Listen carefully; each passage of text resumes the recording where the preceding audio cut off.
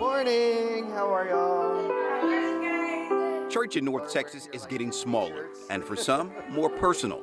Inside this Fort Worth home, Kurt and Ashley Freeman are rethinking what church can look like. This is really just, I would say, the things that we see healthy churches doing, building community, family, taking communion together, sharing meals together, loving one another. It has been 1 year since we launched the church. It's called a micro church or a home church. No stage, no rows of pews, just people showing up for each other. It is really participatory, which is very different. And then a stage with one guy and a mic, because we come in and we spend 30 minutes praying for one another. And because of that communal element, everybody knows what is going on in each other's lives. Kurt says this style of gathering isn't new. It actually mirrors how early churches worshiped. And today, they say it also helps push back against something more modern: loneliness. The sharing and the openness and community aspect of this fosters that kind of, I know what this person's going through. I know their kids. I know how to pray for them. I know when they're in need.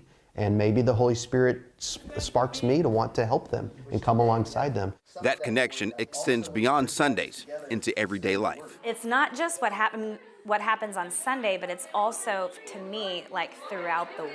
American culture right now lends itself to a lot of individualism and a lot of loneliness. And I think the coolest thing is that this expression of the church, people can be more known. A smaller setting, helping to build bigger connections.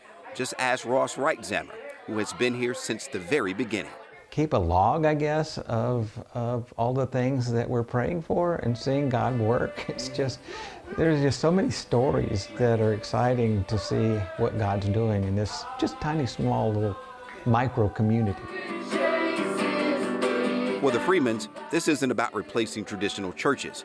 It's about rediscovering connection, one living room at a time.